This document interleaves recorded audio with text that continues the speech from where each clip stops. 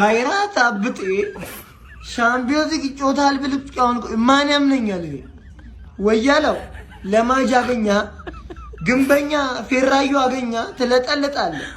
እኔ ብቻ አጥያ ገባ ብለህ እንዳትመጣብኝ። እኔ ወያላ እኮ አይምሮው ንፋስ ገብቶበታል እኮ እንዳትመጣብኝ ብቻ። አርሰናል 3 ካይራት 2 የተጫዋቾች ሬቲንግ እንደ ሁል ጊዜው ከበረኛ ነው የምንጀምረው። እናንተ እንደ ሁል ጊዜው ኮፒ ሊንክ ሪፖስት እያደረጋችሁ ጀምራላችሁ። ፎሎ ማታረጉ ሰዎች ፎሎ አድርጉ ማለት ነው። ዛሬ ከኬፓ ነው የምንጀምረው። ምንም ማድረግ አይችልም ኬፓ። ፔናልቲውን እንዴት እንደ ካዳይት በጣም ነው የካደው። ፔናልቲውን ጨዋታው ላይ ምንም እየተሞከረበት አልነበረም። መጨረሻ ላይ የማይሆን ክሮስ ተደረገ ገባበት። እሱንም ማድረግ አልቻለም። 6 ከ10 ነው የምንሰጠው ማለት ነው። ከዛ ሉዊስ ኬሊ ጋር እንሄዳለን። ሉዊስ ኬሊ አሪፍ ጨዋታ ነው ዛሬ የተጫወተው፣ ግን ደንበር እያለች ነበር የሆነ ሰዓት ላይ ማይሆን ኳስ ይጠልዛል ምናምን። አይ ነው ጨዋታ ብዙ እንዳነሰው ምናምን፣ ግን ይሄ ሰውዬ የሆነ ነገር ማድረግ አለበት። ማን ሉዊስ ኬሊ 8 ከ10። ከዛ ካላፊዮሪ ጋር እንሄዳለን። ምንድነው መሰረው ካላፊዮሪ ልጁን ጎትተህ እዛ ፔናልቲ ያሰጠብን። ክሊንሺት የምንወጣ መስሎኝ ነበር፣ ፔናልቲ ያሰጠብን። በጣም ያናደ አርፈ ፕሪሚየር ሊግን ተጫወት እዛ 7 ከ10 ማለት ነው። ከዛ በኋላ ደግሞ ሞስኬራ ጋር እንሄዳለን። ሞስኬራ ዛሬ እንደውም ያበደ ጨዋታ ነበር የጨዋታው፣ ሙሉ ጨዋታውን የጨዋታው ጽድት ያለ ጨዋታ ማለት ነው። ሞስኬራ 8 ከ10 እንሰጠዋለን። ቤን ዋይት በስመ ማራኒ ቤን ዋይት ብራዚል ነው እንግሊዛዊ ነው ምንድን ነው እንዴ?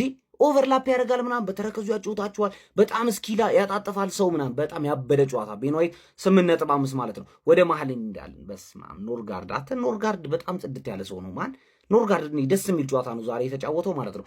ኖርጋርድ 7 ከ10 እንሰጠዋለን። ሃቨርዝ በስመ አብ 15 አንተ ሃቨርዝ 15 ነሽ። እንዴት ነው የምትችለው? በስመ አብ በጣም ነው ያስደሰትከኝ። 1 ጎል 2 አሲስት ከጉዳት ተመልሶ ምን አይነት ጎል ነው ያገባው? በጣም ነው የምትችለው። ከዛ ኤዜ ጋር እንሄዳለን። በቻምፒዮንስ ሊጉ ከ8 ጨዋታ 8ቱን የሚያሸነፈው ብቸኛ ቡድን ማን ነው?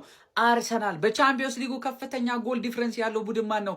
አርሰናል። ቻምፒዮንስ ሊግ ያነሳሉ ተብለው ከተገመቱት ክለቦች ውስጥ ዋነኛ የሆነውን ባየር ሙኒክ ገርስሶ ኢንተር ሚላንን አሸንፎ እንዲሁም ደግሞ አትሌቲኮ ማድሪድን ረሚ ማርጎ ክለባችን አርሰናል በአንደኛ ደረጃ ምድብ ድልድሉን ከ8 ጨዋታ አሸንፎ አጠናቋል። የዛሬው ጨዋታ ውጤት 3-2 ነበረ። ቤተሰብ ምንም ይህ ውጤት ጨዋታውን በፍጹም አይገልጸውም። በፍጹም ነው የምላችሁ። አሁንም አጥቂዎቻችን ላይ እጅግ በጣም ትልቅ ችግር አለ። ምን አይነት ስህተት ሲሰሩ ነበረ? እጅግ በጣም ኳሶችን ሲያመክኑ ነበረ። በርከት ያሉ ጎሎችን ማስቆጠር እንችል ነበር። ዛሬ በትንሹ 5 እና 6 ጎል ማስቆጠር እንችል ነበር። ነገር ግን አልሆነም። አሁን አርቴታ ይህንን ነገር እንዲያስተካክሉ የተቻለውን ነገር ማድረግ አለ። አርሰናል ይሄን ዋይፋይ ፓስወርድ ካሪያት አልማት የተባለን ሰውዬ ሀክ አረግ ነው። ፈርስት ሃፍ ነው አክላ ያደረገው። ፈርስት ሃፍ ማለት ሃቨርስ እንዴት አባሽ ናፍቀሽን ነበር። እንዴት አባሽ ጎሉ ራሱ ለጊዮኬሬዝ ራሱ ሃቨርስ መኖሩ ተመቸው። አይገርም?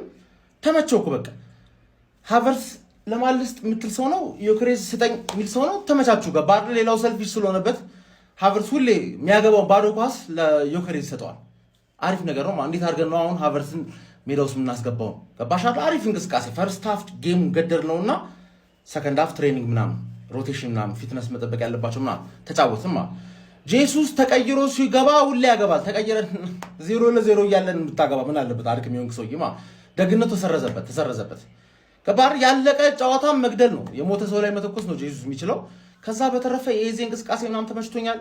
ማርቲኔሊ አሪፍ ነበረች። 1 ጎል አገባች። የነገስንበት ቻምፒየንስ ሊግ ላይ አሁንም ንግስናችን እንደቀጠለ ዘርፋፍ ብላ እንደተቀመጥን ቦታው እንደተመቸን እንደተደላደለው ማለት ነው። አጋነርስ አሁንም ቀጥሏል ማለት ነው። አንደኝነታችንን እንዳስጠበቅን ይሄንንም ጨዋታ የመጨረሻውን ጨዋታ አሸንፈን ወጣናል ማለት ነውና በጣም ደስ የሚሉ ኢቨንቶች ተፈጥረዋል። እዚህ ላይ ከሃቨርት አሲስትና ጎል ፈርስት ሃፍ ላይ ብቻ ጉክሪሽም እንደዚሁ አሲስትና ጎል የሆነ መነሳሳቱ ምናምን በጣም ነው ደስ የሚለውና ብቻ ማለፋችንን እናረጋግጠናል። ግን ከዚህ ጨዋታ በጣም ቅር ያለኝ ነገር ማለት ነው አርሰናል ለምንድን ነው ጨካኝ ያልሆነው? ተጫዋቾቹ ለምንድን ነው ጨካኝ የማይሆኑት? ቆይ ሊቨርፑልን ይዩት 6-0 እንዴ!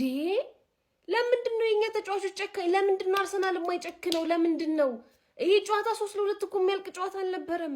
ምንድን ነው ለምን እንዴ? ማንኛውም እዚህ ውድድር ላይ ከተሳተፍ ነው አንዳንድ ክለቦች ከሌሉበት አዎ እነዚህ ላይ ማበርቱ 3-2 ትውስታ ወደ ዋሽነፍ አረ ለወሽነፍ እኮ ይቆጠረው ለማስታወስ ያክል ነው አይደል?